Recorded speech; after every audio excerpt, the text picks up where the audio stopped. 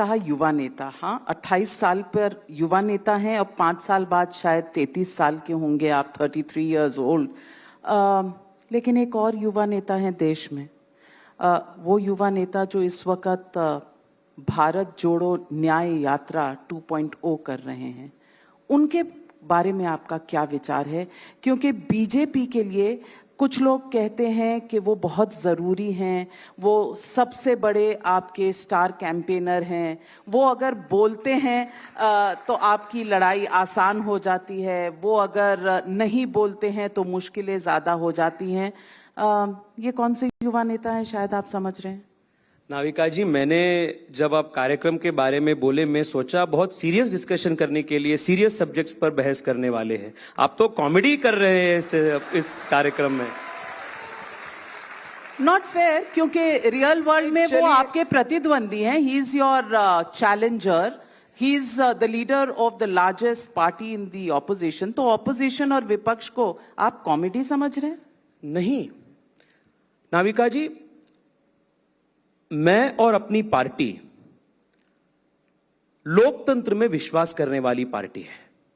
We believe that for a democracy to thrive, the country needs a strong opposition, a responsible opposition, an opposition that is committed to the country, an opposition that always puts nation first over politics, an opposition that can actually put the government on the mat on issues of the public. But पिछले 10 साल में we are seeing a opposition that places its petty family's political interests over the interests of the nation. The interests of one single person's political career over the interests of their own party and the interests of the whole country and the democracy. And Navika जी, देश में सरकार बनाने का काम ruling party का होता है, सदृढ़ opposition को भी खड़ा करने का काम अपना पार्टी का नहीं हो सकता है। I mean, we are voted to power to give a good government. You cannot expect us to also set up a good opposition in the country. वो कांग्रेस पार्टी का काम है, ऑपोजिशन का काम है। आप इतने हल्के में भी नहीं ले सकते ऑपोजिशन को, क्योंकि आपके अपने राज्य में कर्नाटका में भारत जोड़ो यात्रा के 1.0 वर्जन के बाद सरकार बदली थी, बीजेपी गई, कांग्रेस आई, एंड दैट इज डेमोक्रेसी। और जिस तरह से आप कह रहे हैं, लोग कहेंगे शायद आपकी बातों में ओवर कॉन्फिडेंस और अहंकार की बू आ रही है। नाविका जी, अहंकार और आत्माभिमान, इन दोनों के बीच में एक फाइन लाइन होता है। There is a fine distinction between confidence and arrogance, and what I am expressing today, what the Bharatiya Janata Party expresses is innate confidence, and we never cross the line of arrogance, क्योंकि हम जनता के बीच जमीन से जुड़कर काम करने वाली पार्टी है। शायद 4 दिन हो गए हैं ब्लास्ट से अभी तक अरेस्ट पर, द जूरी इज आउट। कौन वो शख्स था जो रामेश्वरम कैफे में गया? 9 minutes he spent in the cafe, left a bag. अभी तक the suspicion and the suspected person has not been netted, has not been arrested. So before we pat our backs, मुझे लगता है कि इन चीजों पर थोड़ा सा पॉलिटिक्स कम करना चाहिए। लेकिन आपने ब्लास्ट के कुछ ही समय के बाद कह दिया ये सिलेंडर ब्लास्ट नहीं है, ये आईईडी ब्लास्ट है, ये बॉम्ब ब्लास्ट है, जबकि कांग्रेस के नेता अभी कह रहे थे ये सिलेंडर ब्लास्ट है, ये बिजनेस राइवलरी है। ये इस तरह की पॉलिटिक्स को आप क्या कहेंगे? First of all, Navika ji, I would want to categorically state that commissioning and sanctioning of an NIA office to Bengaluru is not politics. I will now tell you what is doing politics with issues of national security. Rameswaram cafe का bomb blast हो गया, explosion का news आ गया। 15-20 minute के अंदर अंदर पूरे Congress party के इकोसिस्टम, पूरे सोशल मीडिया में ऐसा न्यूज फैला दिया कि रामेश्वरम कैफे में सिलेंडर एक्सप्लोजन हो चुका है।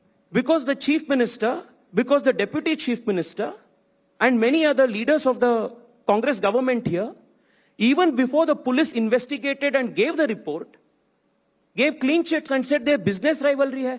नाविका जी, मैं उनसे पूछना चाहता हूं, ये इडली डोसा का रेस्टोरेंट है, नार्कोस जैसे ड्रग कार्टेल नहीं है. आप थोड़ा ज्यादा नेटफ्लिक्स दे रहे हो शायद. और बैंगलोर ये आप में किसको कह रहे हैं? कांग्रेस के नेताओं को कह रहे हैं कि वो नेटफ्लिक्स देख रहे हैं? ज्यादा देख रहे हैं, नार्कोस देख रहे हैं शायद. ये सवाल एक और है, और ये सवाल भी पॉलिटिक्स के दायरे में है. It is in the circle of politics, which is the pro Pakistan slogans that were shouted, that were allegedly said when Rajya Sabha member of parliament. Let me just play out those slogan shouting when Nasir Hussain, the Rajya Sabha member of parliament from the Congress party, won his Rajya Sabha elections. Can we play?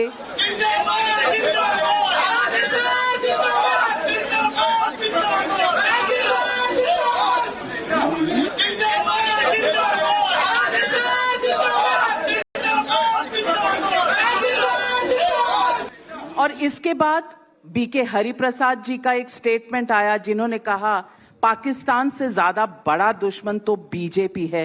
अब उसको भी सुन लीजिए. ರಾಷ್ಟ್ರ ಜೊತೆಗೆ ನಮ್ಮ ಸಂಬಂಧದ ಬಗ್ಗೆ ಮಾತಾಡ್ತಾರೆ. ಶತ್ರು ರಾಷ್ಟ್ರ ಅಂದ್ರೆ ಇವ್ರ ಪ್ರಕಾರ ಪಾಕಿಸ್ತಾನ. ನಮಗದು ಶತ್ರು ರಾಷ್ಟ್ರ ಅಲ್ಲ, ನಮ್ಮ ಪಕ್ಕದಲ್ಲಿ ಇರ್ತಕ್ಕಂಥ ರಾಷ್ಟ್ರ. तो ये बड़े नेता हैं कांग्रेस पार्टी के, और अब अरेस्ट की तस्वीरें आई हैं जो प्रो पाकिस्तान स्लोगन्स हुए थे, और उनमें तीन लोग अरेस्ट किए गए हैं. एक यहाँ पास में ही हावेरी से, एक गिरफ्तारी हुई है दिल्ली से, और एक बेंगलुरु से. एक की तस्वीर निकली है कुछ कांग्रेस नेताओं के साथ. इन सब के ऊपर आप क्या कहेंगे? क्या कनेक्शन है? First of all, I don't understand why the Congress party and its leaders jump in the defense of these kind of elements as though they are self-appointed vakils of these terrorists and these anti-national elements. I don't understand why they do that. जब ये news आया कि पाकिस्तान जिंदाबाद का स्लोगनिंग हुआ है, there was a doubt whether this was actually done or not. There was a section of the media that said that perhaps these kind of slogans have not taken place. The BJP said, take it to the lab, test it. There was another section of media which promptly reported saying that there were such slogans heard. There were 8 ministers of this government who went on record multiple occasions saying that there is no such slogans didn't take place, this is fake news, this is verified, ये doctor tape है, ये हुआ ही नहीं. Why do you jump the gun? Why cannot you let the authorities investigate?